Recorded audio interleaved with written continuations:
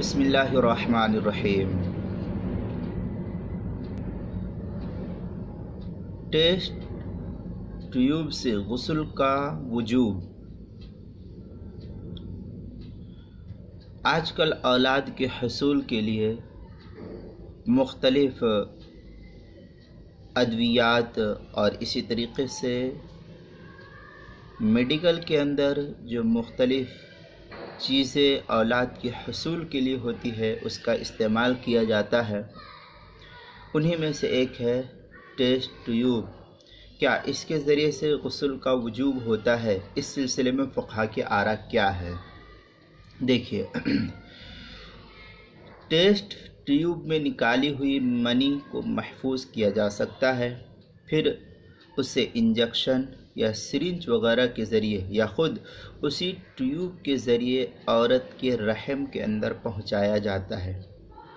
اس طرح ٹیوب کے ذریعے منی عورت کے رحم میں پہنچانا موجب غسل نہیں ہے۔ اس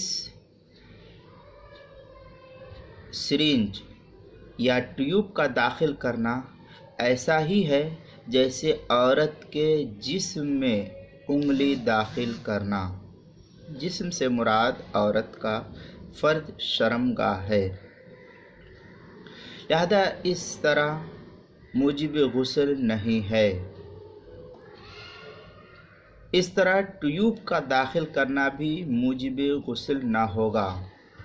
اس سلسلے میں عبارت صاحب رد المحتار نے پہلی جلد 153 صفحے پر نقل کیا ہے، وَلَا عِنْدَ إِدْخَالِ إِصْبَعِ وَنَحْوَهُ كَذِكْرِ غَيْرِ آدَمِيٍّ، یہ عبارت نقل کی ہے۔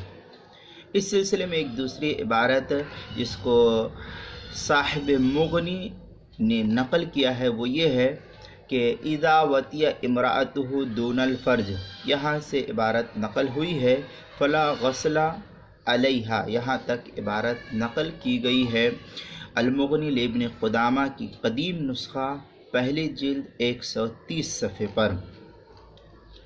اس کا ترجمہ یہ ہے، اگر کسی نے غیر محل میں اپنی بیوی سے صحبت کی اور اس کی منی شرمگاہ تک چلی گئی، پھر نکل گئی، یا محل ہی میں صحبت کرنے کے بعد عورت نے غسل کیا، پھر مرد کی منی شرمگاہ سے نکلی ہو تو اس عورت پر غسل واجب نہیں ہے۔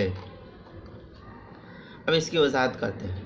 اصل بات یہ ہے کہ مجرد مادہ تولید کا دخول و خروج موجب غسل نہیں ہے، بلکہ انسان اس عمل کی وجہ سے جو جنسی لذت اور کیفیت محسوس کرتا ہے اور جو لذت پورے جسم کو پہنچتی ہے، شریعت غسل کے ذریعے اس کی تطہیر کرنا چاہتی ہے۔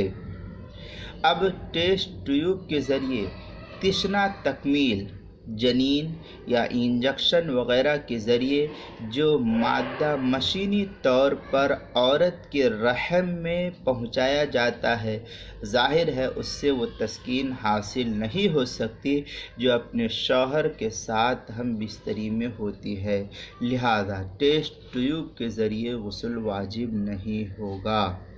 اس مسئلے کو جدید طور پر اگر دیکھنا ہے اردو کتاب کے اندر تو مولانا خالد سیف اللہ رحمانی کی جو کتاب ہے جدید فقہی مسائل، اس کی پہلی جلد صفحہ نمبر 68 پر نقل کیا ہے عبادات کے سلسلے میں، اور اسی طریقے سے ابھی علامہ شامی کی کتاب اور صاحب مغنی کی کتاب کا حوالہ دیا ہے، لہذا غسل اس سلسلے میں واجب نہیں ہوگا۔